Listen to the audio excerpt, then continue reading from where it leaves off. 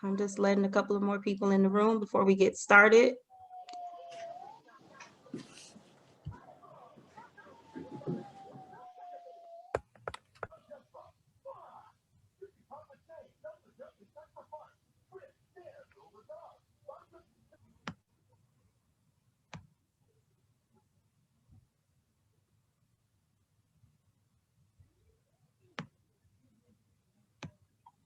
Okay.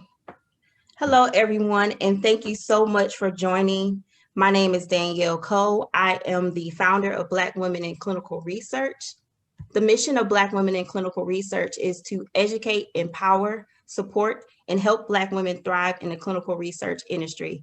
I'm so excited to share with you on how to become a project manager. We have so many women who are the leaders in the industry. They have the information about being a project manager. So everything that you wanted to know about being a project manager, we're going to dive into it tonight.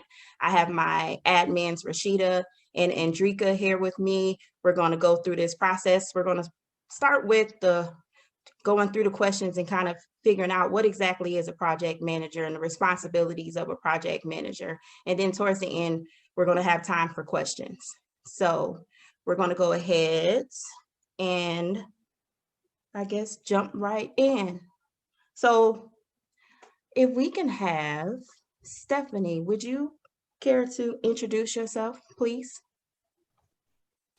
Good afternoon, evening, everyone. My name is Stephanie Stennett, and I am a project manager. I would also like to say that I think a lot of you may have looked at my profile on LinkedIn, so my thoughts are my own, do not connect it to my company.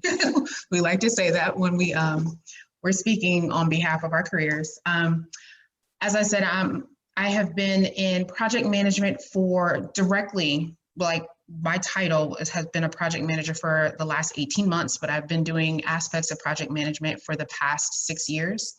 I've been in clinical research since I graduated from college back in 2007. I started my first job as a research assistant in 2008, progressed to a research coordinator, in-house CRA, field CRA, and now my formal title is a clinical project manager, clinical trial project manager.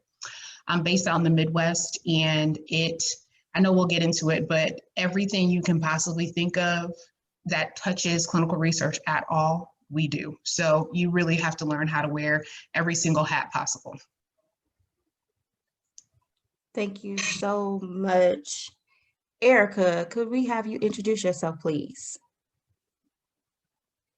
Sure, I had to come off mute. My name is Erica Jones. Hi, I am in Virginia, right south of DC, DMV, stand up. I have been in project management for over a year, been in the industry like the previous person that spoke since graduated college in 2005, started as a coordinator, worked my way to a CRA, was a CTM for many years and transitioned into project management. It like the previous person that spoke, it is a multi-hat position. It's fun. It's never the same. And I'm happy to be a part of the panel. Thanks for the invite. Thank you so much. Jessica, please. Hello, good evening, everyone. My name is Jessica Thomas, and I am based in the Raleigh-Durham area in North Carolina. I have been in research in the industry for 17 years, actually makes 18 years in February of 2021. And I have navigated through my career, started out as a project assistant, moved into study startup, which is where I spent the majority of my career, then moved into remote monitoring into an in-house CRA role, transitioned into the associate PL role, and for the last year and a half, I have been, well, actually last year, I have been a project manager, but at my company, we call it a project leader. Okay. I just have a quick question for you, ladies. Is it going on speaker view when? No? No. I have it on speaker view, but it's not going to the speaker.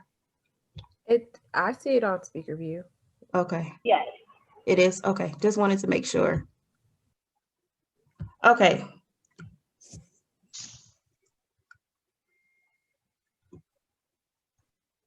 So let's dive right in. So I would like to ask, what was your career path to a project manager, if anyone would like to start?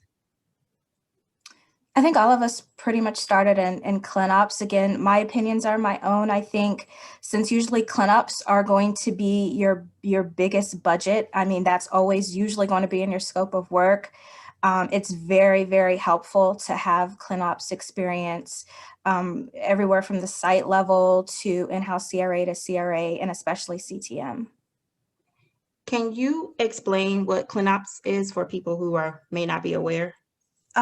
So yeah, clinical operations is anything to do with site management, but it can also touch on other things. Like as a CTM, I also did a lot of vendor management pertaining to clinical operations as well. So anything pertaining to enrollment, site management, even IP, regulatory a lot of times. It really depends on how your company is structured. Okay. Stephanie, can you explain what was your career path to a project manager, please? So I mentioned a bit before, I started out as a research assistant, and it's really funny the way I got into research. I fell into this. This was not my plan. I was going to get my master's in public health, which I got, and go work at somebody's public health department and then kind of work my way up there. But wasn't really landing any job interviews back in 2008. So I went to a research fair at Emory University. I sat in a line. I talked to the people at the front, and like 2 or 3 months later, they called me in for an interview. I wasn't expecting it. And a month or so after that, they offered me a job again as a research assistant. So we were basically managing any of our projects at the site level. So I was in Alzheimer's disease research. So that was seeing any of the participants that were looking to participate in the study, doing lab draws, doing specimen processing, that type of thing. I touched all of that while I was at the site level. Then I moved over to the VA and coordinated studies there. So that's, taking on IRB submissions, again, seeing patients, doing lab processing, setting up labs, and that type of thing. Then I moved out to Texas and took an in-house CRA job. And there, again, if you have the opportunity to do an in-house CRA position, I would strongly suggest it, specifically if you're at a sponsor. I worked directly for a sponsor, and they gave you the opportunity to do and touch a lot of things. So as Erica mentioned, you would do vendor management, working with regulatory bodies, working with steering committees for your study, working with data management. You're touching all of those things in addition to managing the site, doing the site management for the trials that you're assigned to. So I was able to get a lot of good experience within project management by taking that in-house CRA position. Moved back to Atlanta, did a hybrid position, so it's both field-based and in the office, and that allowed me to get my my monitoring experience in the field, but also continue to do a lot of management of different core committees, like so the adjudication committee. I don't know if anyone is familiar with that process. Again, managing your steering committees and a ton of other things, implementing TMFs at your company. All of those things could fall under your project management duties, even if you don't have that formal title. And then after that, I took this position where my formal title is a project manager, and again, you're touching every single thing possible. So I kind of fell into it. I continued to progress throughout my career and getting progressively more complex positions. And that's definitely something you do once you get your foot in the door, whether it's as a research assistant coordinator, any type of thing like that. Okay, thank you. Someone said Team Emory. I worked at Emory also, so Atlanta is my second home. I kind of call myself a Georgia peach, even though I'm from Detroit. Jessica, can I get you to share what was your career path? Sure. So I touched on it also in my introduction, but I, like Stephanie, kind of fell into the industry. I was completely oblivious to what clinical research was, and I was in between jobs. I was actually working at IBM in finance and decided this wasn't what I wanted to do. And so I went through a contracting service, a temp service here in the North Carolina area, and I started out as an administrative assistant for a cardiologist at Duke Clinical Research Institute. So my path was a little bit different. I started out on the site side and worked at Duke, which is an ARO, an academic research organization. And so when my contract was up, he referred me for a job with one of the project leaders at Duke Clinical Research, and I became a project assistant or project specialist. I know that each company will call it something different. And so kind of stayed within that role for about a year and a half or so. And then that PL got a promotion and he took me with him as a clinical trials assistant. And so that's when I really started doing some of the in-house tasks with IRB submissions to the central IRB, reviewing regulatory documents, doing the study startup piece or what have you. And I stayed in that for a while. And then I left Duke as a ARO and went over to the CRO side. And so I went to one of the local CROs here in the area and really stayed in study startup for probably about 10 years and navigated through 3 CROs in that role, progressively going up within that particular role, that particular part of the industry. And then from there, with the company I'm with now, which my 10-year anniversary will be in February, I segued into the in-house monitoring role. So we had different titles for it, but it was the remote monitoring piece. And so from there, as Stephanie and Erica said, that is a really vital part of this job, because as a project leader, one thing that you will realize is that while your hands are in a lot of things and you're responsible for delivery and you're responsible for oversight, you're not the be all end all, right? So everybody has their own specialty, but no project leader knows everything. So we want to dispel that myth that you have to be an expert in every single area of project delivery. That's just not true. That's what you have your functional leads for, and I'm sure we'll get into that a little bit later.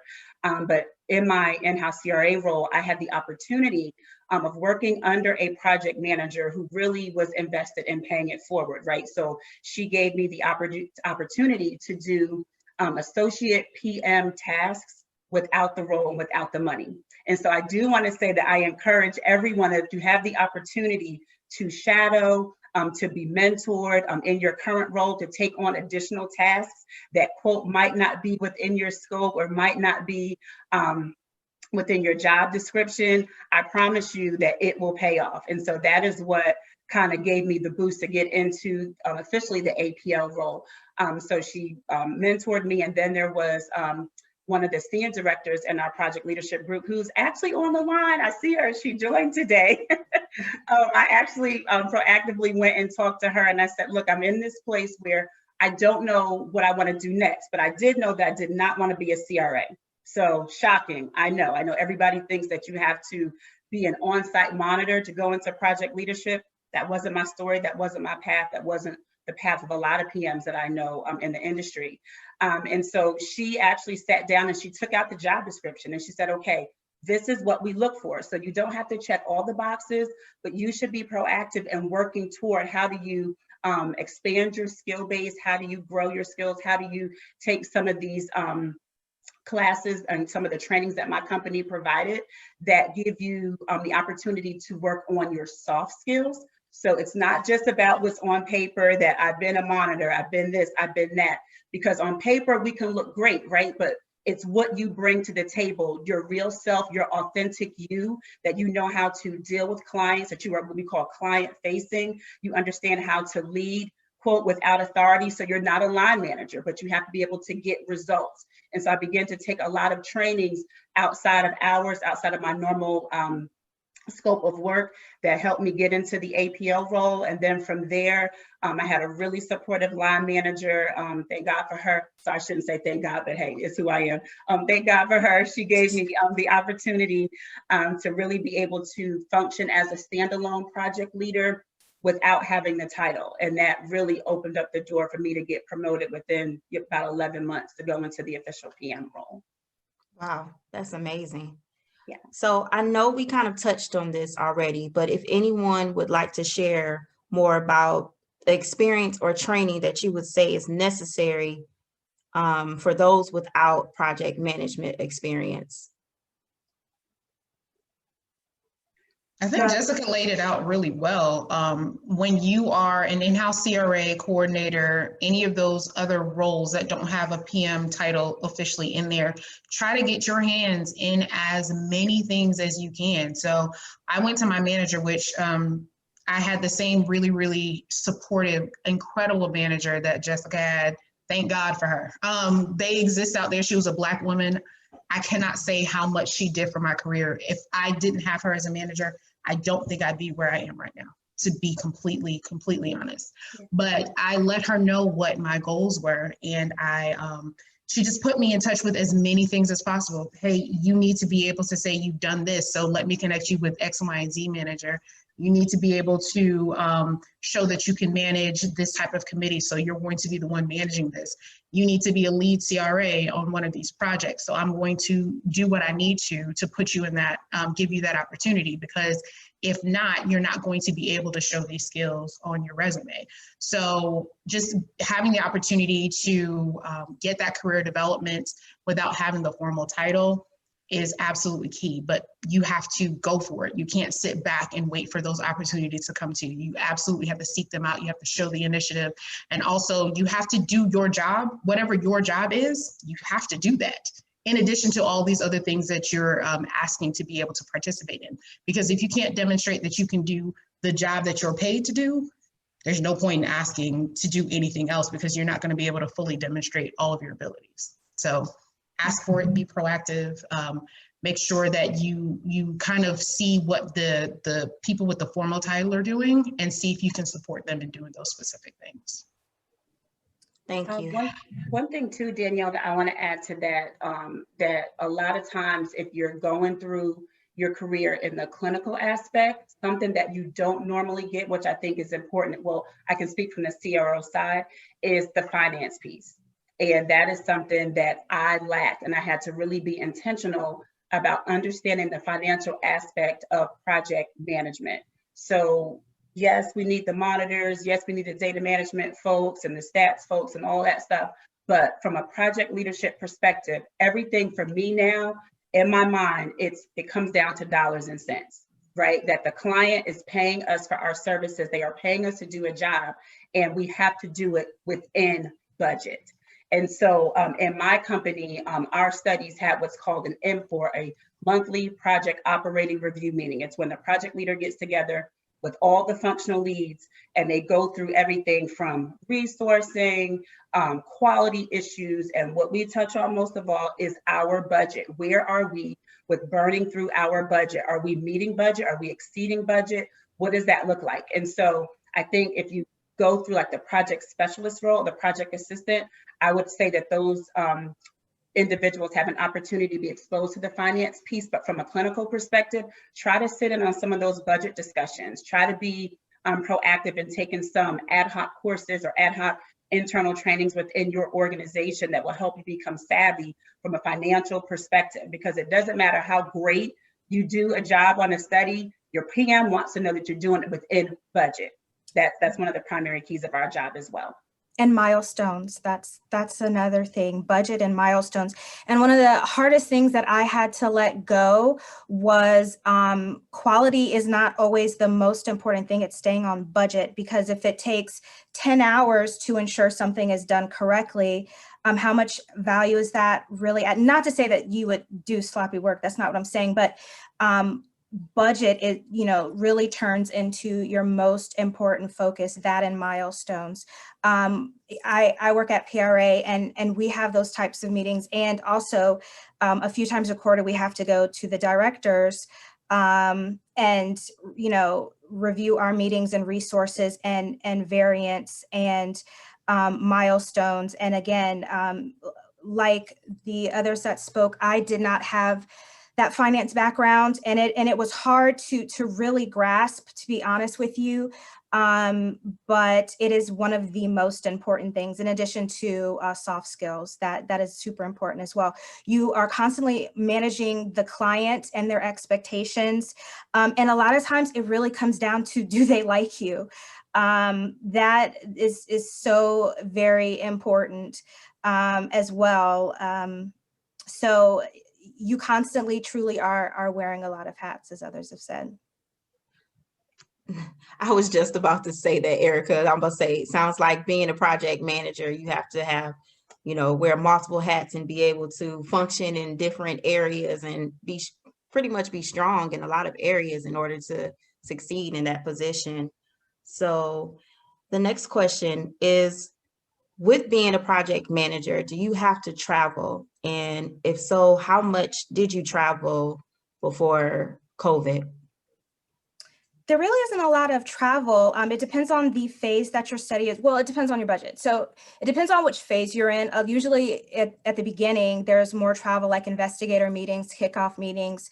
Sometimes in your scope, there are yearly or twice a year meetings that you'll have face-to-face with a client.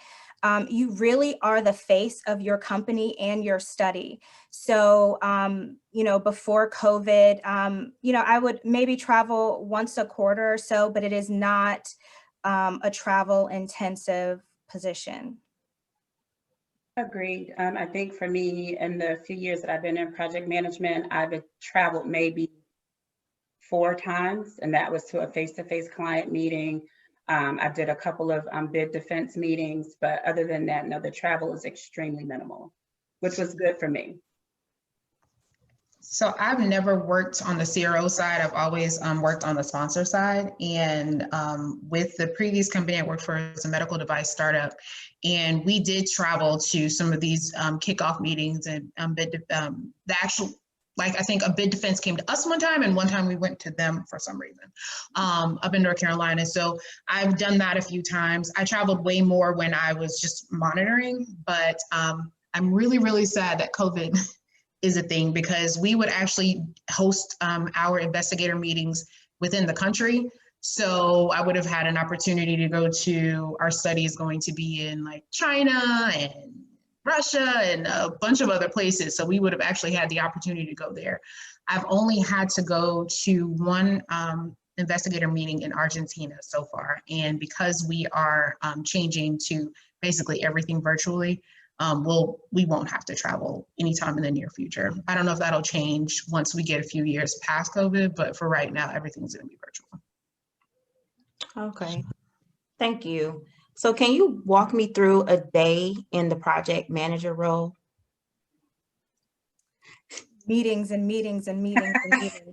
So many meetings. Oh my gosh. It's really hard because you have to stay on top of email and be attentive in meetings, but you still have actual work to do. A lot of reports to do, looking at time dumps and making sure, there are no variances from scope and actual hours spent. The first thing that I like to do is look at my deliverables, what is due first, because that is what I need to prioritize. So that's very important. But yeah, it's just a lot of meetings. I agree. I think in the first 3 months of being an official standalone project manager, I had reached out to a friend of mine and I said, how do you get any work done if you are meeting all day, every day? Like it was just beyond my comprehension, right? And so in addition to the emails piling up, hundreds of emails, literally, and that's not an exaggeration. And so what I had to do is realize 2 things. Number one, I took a course that I thought was entitled Time Management. But actually, when we got into the course, the facilitator said, nobody knows how to manage time. We're all given the same 24 hours in a day. He said, what we have to learn to do is set priorities. And so 2 of the key things I took away is that I have got to own my own schedule, right? So some meetings that are on my calendar, I don't go to, right? There are some things, if there's a functional lead, for example, if it's a data management meeting, I don't have to sit into that meeting. That's why I have a data management leader. So that person owns that piece of the delivery part of the project. And so certainly I'm there as a reference, as a point of escalation, as a point of support for oversight, but you can't possibly sit in meetings all day, every day, and don't think you're going to work 13 or 14 hour days, because you still have to answer emails and still have your own work to do, as Erica said.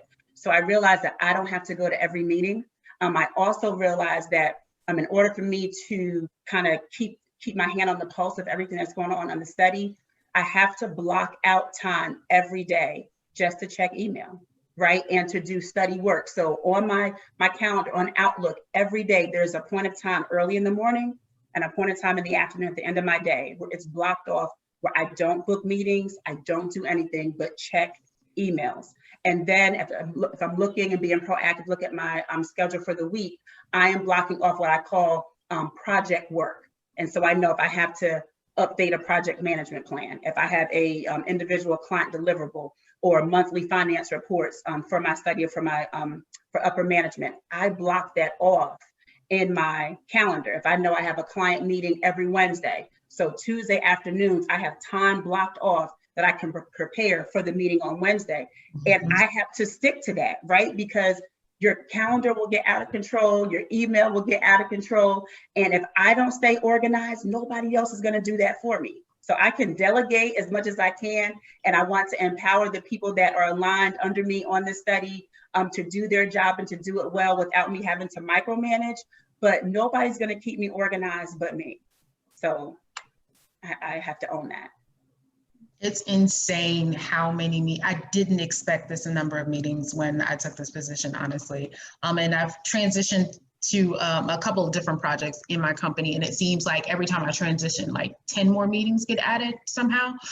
So I absolutely co-sign what both Erica and Jessica said. If it's a meeting that you really don't need, if you don't anticipate having to unmute yourself to say something, you probably don't need to be in that meeting, because if there is a action item, if there's an action item for you, if there's a milestone, if there's something that's going to come from that meeting that you need to be involved with, someone is going to let you know.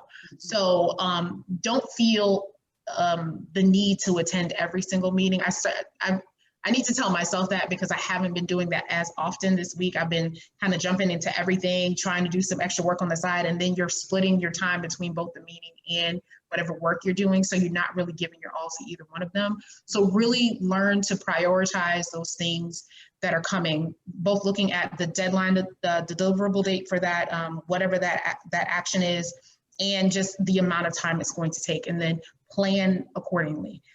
Everyone on my team disrespects my focus time. So I've had a bunch of meetings scheduled over my focus time. So I am trying to do better at saying, you know what, I'm not going to be able to attend that because I really need to do X, Y, and Z. But you have to, there are certain times where you're going to have to push back and say, this isn't something that I need to do right now. For me to be able to successfully do my job, I need to have X amount of time to be able to focus. So the meetings are oppressive. I say that my meeting schedule has been oppressive for the past like month and a half, because we're starting a new study right now. So it's difficult to do. Sometimes there are nights, and my friends know, that I will hop on at about 8, 9 o'clock and start doing some work, just because I know. And even then, sometimes there are people on IM that are like, oh, I see you're on. Let's talk about X, Y, and Z. No, this is not why I got on here. But you really have to manage those things for your own sanity, honestly. Yeah. I agree. I love that. So setting boundaries and making sure that if you go on after hours, you don't make yourself available. Yeah, appear away. But very, very important. And again, it is so important, especially for those that have transitioned and been promoted slowly. With every transition or promotion, you've had to learn to let go. When I transitioned from a coordinator to a CRA, I had to learn to let go. And it's the same with a transition into a PM. You really, really have to empower your functional leads.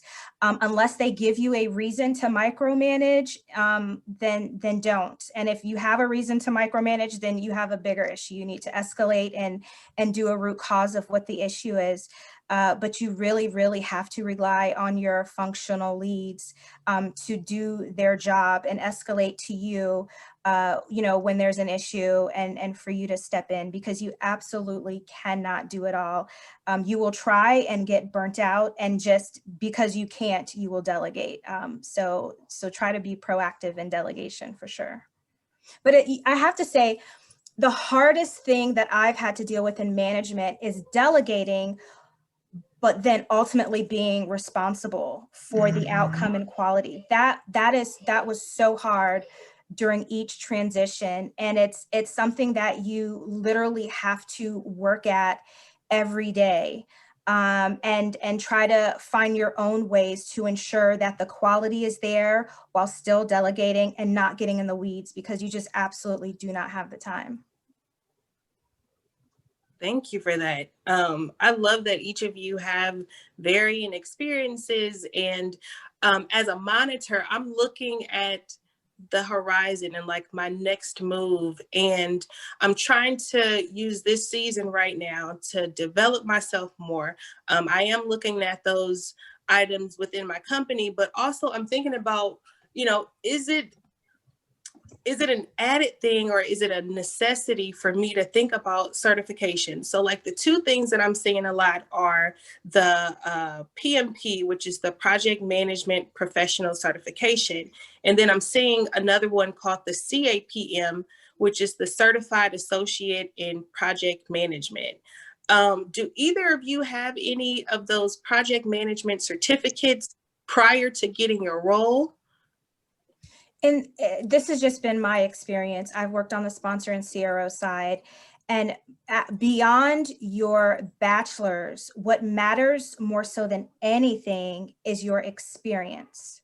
So of course, having letters behind your name are super important. I am currently getting my master's in clinical research management, and then I'll sit for my PMP.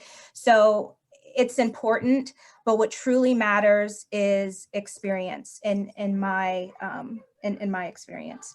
And it depends on the company. I've worked at Icon, and at the time that I worked there, I was thinking of getting a certification, and they said, that's great, but we're not paying for it. That's not something we value at that time, because that doesn't necessarily mean that you're good at your job. Like you may know, your regulations. So it really depends on the company. I, of course, wouldn't knock anyone that will get a certification. And do we lose her? I think her laptop died. Yeah. Does someone else want to chime in to say if they have a certification or had one prior to your role, or if you're working on it now? So Rashida, I don't have it. I will work towards it, but I agree with what Erica said. Within my company, I have colleagues, to be completely transparent, who obtained the certification first and still can't get the job.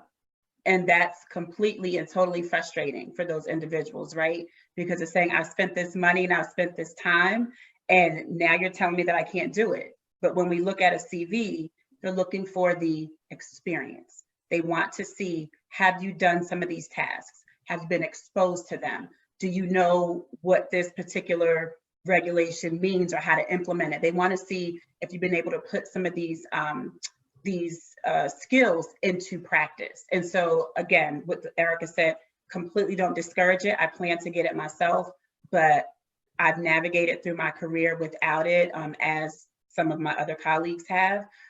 So again, it just depends on the organization that you're trying to apply for. I mean, the only reason that I'm sitting for mine in about a week and a half is because I just want to be able to get more money in the future. Literally, that's the only reason I'm doing it. So I'm sitting for the PMP in like Tuesday the 24th. And really, it's just because as I look at those progressively more complex, higher level titles with that have like senior management, that type of thing, a lot of them are saying that the PMP certification is valuable, not required, but valuable. So that's the reason I decided, let me go ahead and do this now. They're also changing the PMP exam January 1st. So if I don't get it, if I don't pass it now, I'm just not going to do it. I'm not, because it's going to a really heavy agile focus, and agile is more geared towards software. I don't do software. Most clinical trials are predictive based, not agile based, and it doesn't apply. So I'm not planning it. Let's just pray that I pass, because I'm not doing this again. I also have my CCRP. So my previous company actually paid for my CCRP because they thought it was important. They actually also sat on the board. They were one of the sponsors for SOCRA. So they really put a heavy emphasis on that.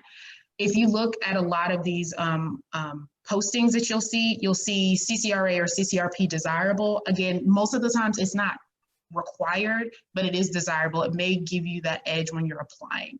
But when you're doing the actual work, like Jessica said, it may not like truly help you, because there are some people that can have all of the letters behind their names up to and including a PhD, and they still don't know what they're doing. It really depends on your knowledge and how you can apply your experience to being able to really thrive in your current role. I love that. That speaks to my heart. Like, I try to tell people, don't over-educate yourself when it's not a required thing, because I don't want to say you're wasting time, but if you don't need it, you're kind of wasting your time and your money. And I love that both of you said that you're working towards that, because you're thinking about the next level, but like coming into it, it doesn't sound like you necessarily need it over having experience. So thank you for that. I did want to ask, from my experience, I see that most project managers work on more than one project at the same time.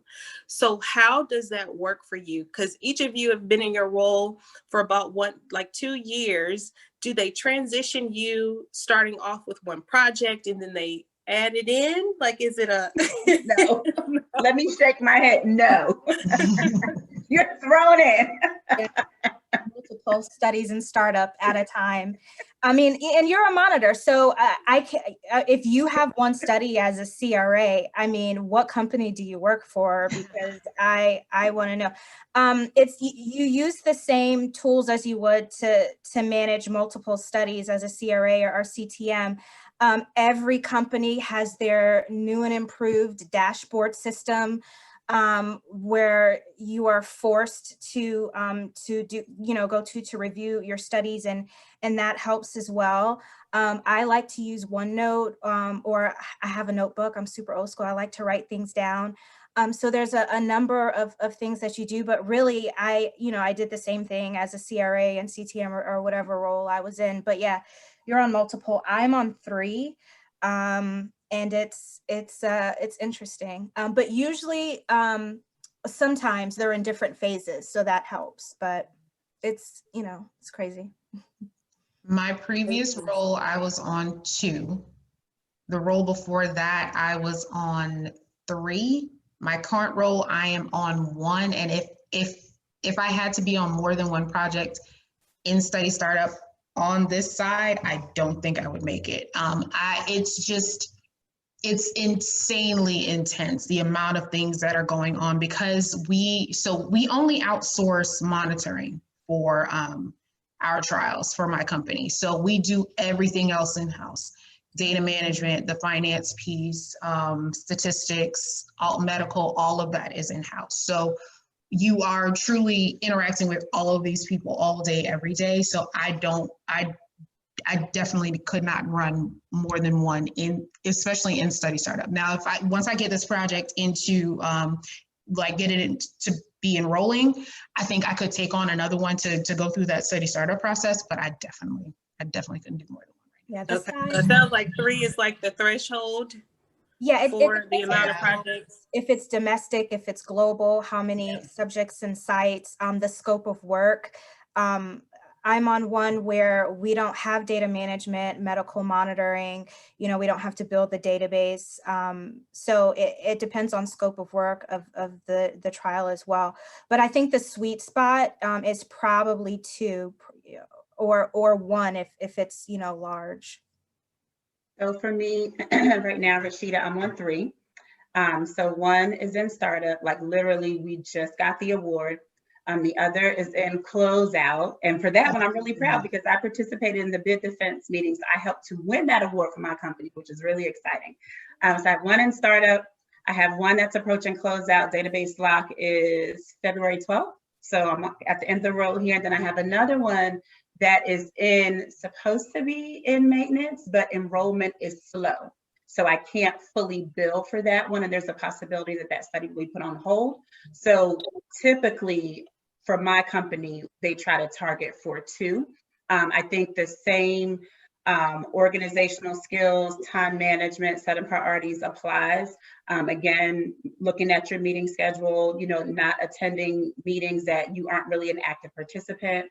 Again, really empowering your team and your functional leads to do their job, and making sure that you are, again, keeping your finger on the pulse of everything and holding your leads accountable to drive productivity and delivery for the parts of the study that they own, and realizing that you are only one person, right? You can't do it all. You can't be all things to all people, and learning that no is a complete sentence. So no, nope, we can't increase the resources there. Nope, I can't go to that meeting. Nope, I can't travel. I have in my company had the opportunity to get, I guess, internally certified to support bid defense meetings. So for those that don't know what that is, those are the meetings where your CRO actually goes out and presents a presentation to the client, to the sponsors, to the pharma companies, to say, yes, we want to run this study for you.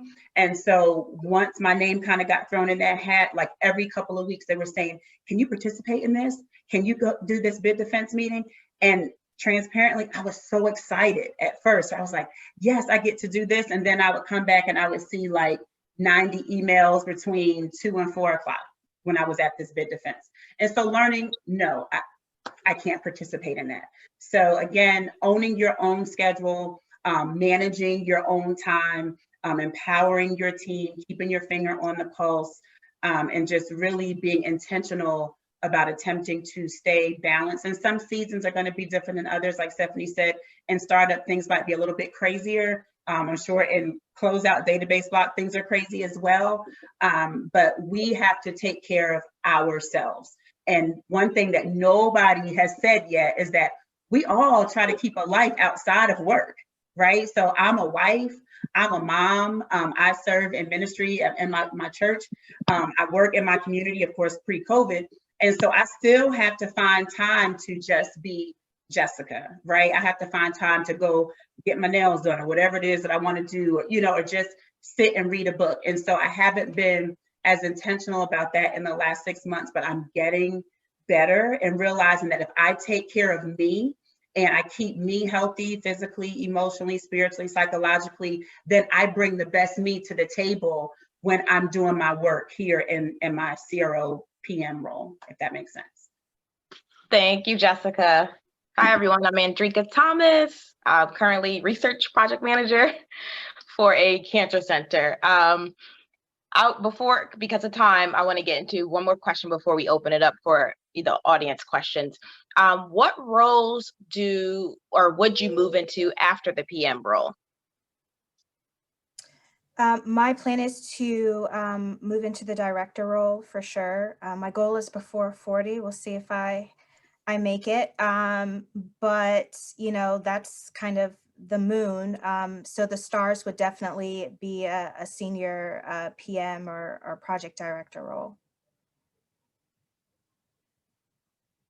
Thank you. What about you, Ms. Jessica? So I don't know yet. So I'm just being honest. That's fine.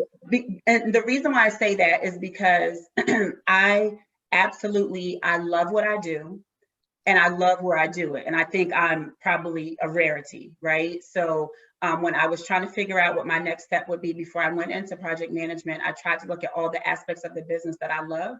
And project management gives me the best of all those worlds. And so certainly, as Erica said, I guess the next step would be senior PM. And then in my company, the career progression would be senior PM and then associate project director, then project director, senior project director. So then you get into what we here call like a managing project director. So you're a person that doesn't necessarily manage study work. You manage project leaders who manage studies, right? So you go that way. I've had individuals, colleagues that left project management and went into senior management back into clinical. So we had an individual who was a senior director here, and for whatever reason, she decided to go back into clinical. And so she is a vice president of CTMs here at our company. I had folks that left the project management group and ended up going into sales. So it's vast, right? You have options, but for me, I will probably stay aligned in project management until whenever. We'll see. It sounds like you love it. I do. How about you, Stephanie?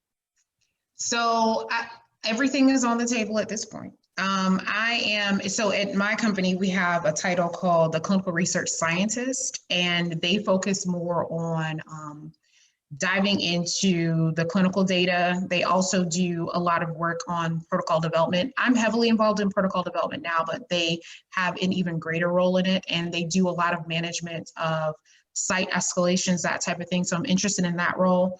I'm also interested in possibly looking into like portfolio management. So that's looking at the variety of studies that would roll up to a compound. So managing at that level so that you can continue to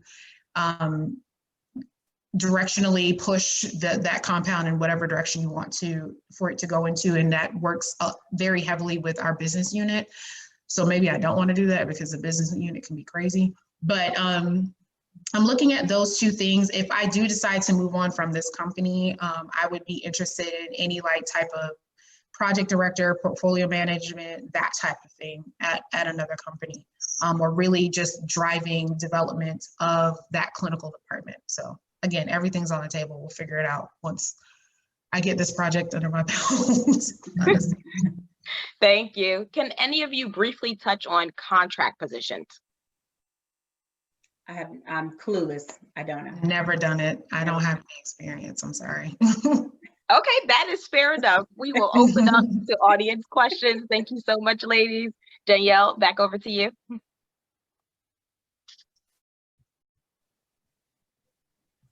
Guess I need to take myself off of mute, right?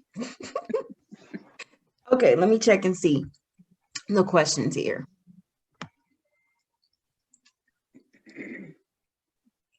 I'm just starting from the top.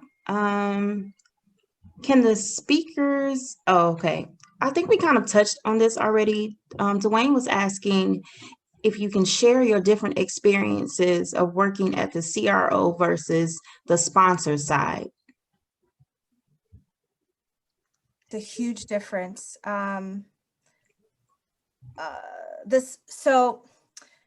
Being a person that has been laid off a number of times in this industry due to companies going under, both on the sponsor and CRO side, as far as job security, there may be, and it depends on how you look at it, but this has just been my experience. There is a little more job security on the CRO side. Well, there's a lot because your pipeline is vast. You have multiple clients, but you are working in more of the, in a customer service capacity where the client says they want something and you don't necessarily say yes. Sometimes it's out of scope and you say, okay, you're going to pay for it, but it's more customer service. From a sponsor side, you're the one calling the shots. So it's a very different dynamic, whether you're on the CRO side or sponsor side. I personally prefer the sponsor side, especially small kind of niche biotech, because, and the same thing with small CROs, the smaller the company, the more hands you have in everything. But yeah, there's definitely a different relationship or roles between the CRO and sponsor. But again, CROs are definitely more customer service based because we're trying to get more business.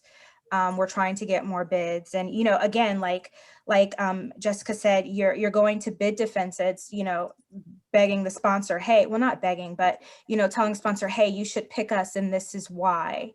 So they're very different types roles. Okay. So what soft skills or courses or trainings would you recommend in order to become a project manager? So I'll tell you some of the courses that I took leading up to going into project management, and I wrote them down so I wouldn't forget. So I took one called Crucial Conversations. And so it was a course designed to help you, and I think it was Erica that said you have to learn how to manage the client, right? So some of those conversations are not really comfortable.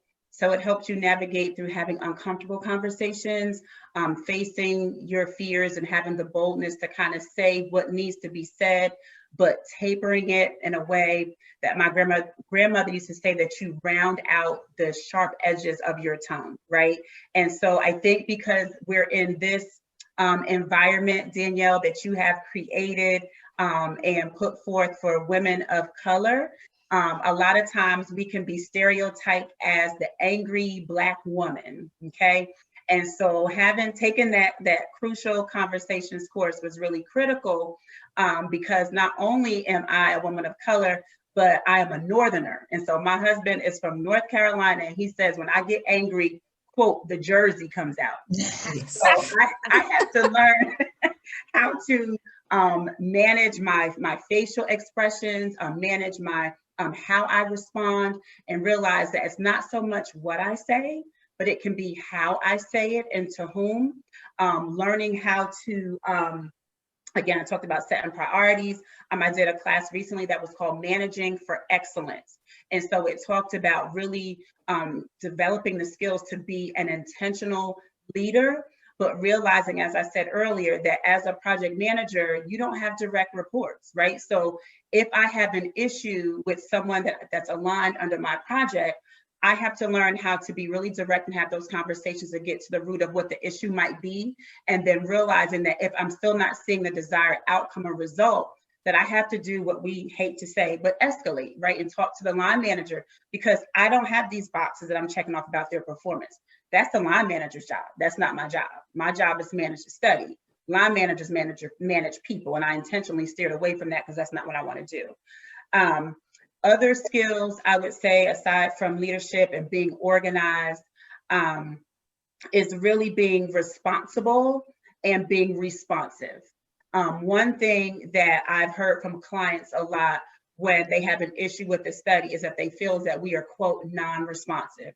And so sometimes as a leader, as a project manager, if you are so busy and so over inundated, as we said earlier, with meetings, and you're not keeping up on your emails and you're not meeting your deliverables, they look at you as somebody that's non-responsive. I can't reach you. You're not doing what you said. You're not giving me what I asked for when you said you would do it. You're not performing up to par. And so really being intentional about delegating and empowering your team, and being direct and being transparent, right? Being transparent that if there's a deliverable that's due on Friday or Thursday at 12, and if I know I can't do it, so I don't wait until Thursday at 10 to convey that, right? I would know that on Wednesday if I'm staying up on my stuff, and communicate that and say to my client, whether it's internal or external, I'm sorry, I know that I committed to getting this to you at 12 on Thursday, but what's more realistic for me is that I can give it to you on Friday at 9, and give it to them on Friday at 9. And just realizing, again, as I said, for Black women, for women of color, that a lot of times in the industry, we can be labeled as harsh or angry, and I'm just gonna be honest, as ghetto or whatever. Just realizing that at times, and I'm sure that the ladies here who are in project management will realize that sometimes in this role, you are the only person that looks like you in the room. You're the only person that looks like you in that meeting or on that call. And so it carries a lot of weight, and it can carry a lot of pressure, and how you present yourself externally, in your appearance, in your conversation, it matters. And maybe it shouldn't matter as much as it should in 2020, but our reality is that it does matter. Yeah, you're constantly straddling the fence of being your authentic self, while constantly being aware of how you may be perceived. A lot of times I've walked into a room and even though they've heard my voice, they still don't think that I look the way that I do. And, it's just something that you have to get used to. But at the same time, I think that's one of our assets is compared to other people, we are used to being the outlier and still thriving. And so we need to use that to our advantage. Just to piggyback on Jessica, definitely take classes, but also use other skills that, everything is transferable. I know most of us have our side hustles. Mine is real estate. And I use that daily. The things that I use with my real estate clients, I use with my sponsor clients. Really, customer service, I cannot stress, is so important with your internal and external teams. Like Jessica said, if you can't meet a deliverable, say that and let them know. And again, you're a project manager because you were promoted, and that's a quality that you would have used at your previous position. Because you would have, proven yourself to be reliable. So, use your other skills as well. You can apply that to the job as well. Okay. Thank you. Oh, sorry, Danielle, I was gonna take over. Oh, okay. I just wanted to ask this question because I think it's really important because we didn't discuss salary. So what is the entry project management salary, and how do you negotiate your salary for this role?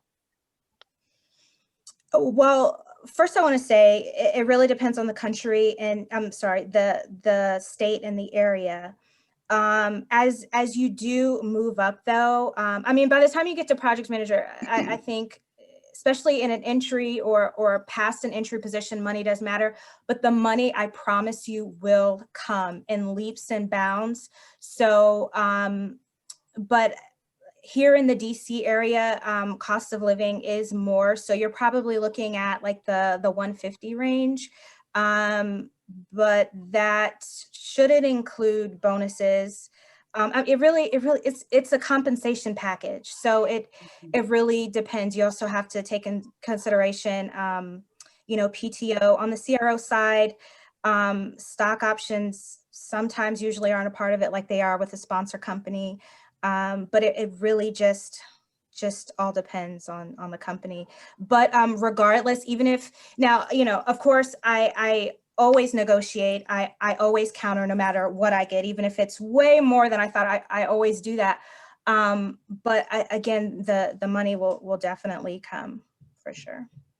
I've seen anywhere from like 80 or 90 for some PM positions up to almost 200. It really depends on where you're based and your experience that you're bringing in. Obviously, I don't think you would get, high 100s to 200s if you're not coming in with a vast amount of experience. So you won't see that until you've been doing the role for a long time. But as an entry level, I'm thinking anywhere from about 90 to maybe about 130, depending on where you're based. Yeah, it really just depends. So I agree with both ladies. For the Raleigh-Durham area, and Stephanie, I don't know where you are, but in the Raleigh-Durham area, even when I made the leap from in-house CRA to the associate PL role, I went well into six figures. It was a huge jump. And so then once I went into from APL to the PL, project leader PM role, it was like another $25,000 increase. So even at the associate level, for this region where I am, it is not unrealistic to expect six figures. You can get it, and you will work for every dollar. Trust me, you deserve it. It's not unrealistic at all. And think about bonuses. Think about, like Erica said, stock options. Think about the time off that you're going to get. Think about your health insurance. If your health insurance is crap, it's going to eat into how much you have, your actual disposable income. So think about all of those things when you're looking at the full benefit package. And if you're trying really hard to get in, for some of the promotions that I had, I knew that I was underpaid, but I also knew that if I stayed there for a year, I could transition to another company and get my 30, 40 extra there. So that's why I'm saying experience matters more than anything in the industry. So of course we need to get paid for what we do. But especially if it is your first position in that promoted level, I would focus more so on the position And again, counter and all that good stuff. But within a year, you can always either renegotiate or go to another company, and you now have that experience under your belt. Because to be very honest, it was very, very hard to transition from a coordinator to a CRA, to a CRA, to a CTM, and so on. It's at least for me, it was very, very hard. I received so many no's, but you know, once you have the position, you can really demand your money once you have that experience. And don't be afraid to bounce around. I know, like our parents, they like to be in a company for 15, 20, 25 years and retire from the company that they got to when they first started their career. Don't be afraid. I have spent an average of about 2.5 years at every position. I may stay at my company a little bit longer, depending on how I feel. I may not. Be comfortable with being able to move around, because you're taking your experience and you're using that to be able to demand higher pay and more complex positions. Don't be afraid to move around, please. Absolutely. And really, that's the only, well, I don't want to say that, because I know, Jessica, you had a very good experience where you're at, but for me, that is when I really was able to get those big increases, was when I left, especially with all the sign-on bonuses that are out there. But yes, no allegiance to anyone. My parents were, you know, federal government, 35 years. That is not how it is anymore. Now, if you have less than a year, you know, recruiters may look at that as, but there are so many recruiters. I mean, I get, no lie, at least 5 to 10 recruiters every week with a position. So it's kind of expected, you know, around 2 years or so at a company. So do not be afraid to move. Absolutely. Thank you, ladies. I agree with you, Jessica, on the this is going back about the being seen as ghetto or having an attitude or being aggressive. I'm basically new to project management, and in the role I have currently, I have to play the annoying person to get what I want or get what my department needs. And so I'm on the fence with, like, do I push a bit more or should I stop? Because I don't want to be seen as aggressive, but I need to get this done. This is my job. You know, the deliverables are important. If I'm not getting it, then what am I doing? So that's very important. So I'm glad you said that. You still got to get your work done at the end of the day. And just, you know, what was that quote you said? Round out the sharp edges of your tongue. Yeah, I love that. So for someone like me who's coming from the academic medical center, or ARO as you call it, in the project management position, if we try to go to a CRO, what would be the level we would start at? Do we need to start at project specialist? Can we go to another level? I don't know, but what I will say is that within about 2 months ago, I had a colleague who works on the sponsor side, and I think her role was clinical trial manager. I think that's what it was. And so I referred her for 2 roles in my company. One was a clinical operations leader, which I think every CRO has, and the other was the project manager. And I was shocked that she wasn't even considered for a PM. So at my company, the CTM at on the sponsor side is looked at as a clinical operations leader. Like, who knew? I didn't know, right? But that might be different. But I would say that you would probably come in as an associate project manager, and then after a year or so could work up to a PM. That's just from what I've seen from people that I've referred who were interested at, I'm at Par Excel. Because every title is different depending on what the organization is. And that's just what I've seen within the last year or so. But maybe the other ladies can speak to that as well. I think you have to look more at the job description as opposed to the title, because oftentimes we toss around CTM, CTPM, which is what I am, CPM, ClinOps lead. All of these can possibly be the same thing depending on what company you're at. So you really have to look at the description, look at both what you do now and what the description is asking for. And if you qualify for about 75%, apply for it regardless. So definitely just compare what you're doing now, your current experience to what the position is looking for. Don't necessarily look at the title and say, I need to get this title to be able to move to this role. Yeah, transferable skills in selling yourself is so important. So yeah, for sure. Thank you, ladies. Back over to you, Danielle. Well, I just want to thank each and every one of the speakers, Jessica, Stephanie, Erica, for speaking tonight. I feel like I've gained so much knowledge on project management. You know, I wasn't really familiar with the responsibilities, so I'm taking away that a project manager needs to wear several hats and that you need to be super organized with the meetings. I kind of wanted to ask you guys, maybe we'll ask this in the group. I'm just really curious how many meetings, you know, that you guys are kind of having a day. That was kind of, you know, because I know you guys said that, but that can be a topic that we kind of pick up in the group. But I want to thank each and everyone for coming. I want to thank my admins, Andrika, Rashida, for making this night a success, project management. If anyone has any additional questions, please let us know. You can reach out to us on the group. You can reach out to us on Facebook. We're on Instagram. We're on LinkedIn. We're even on Twitter.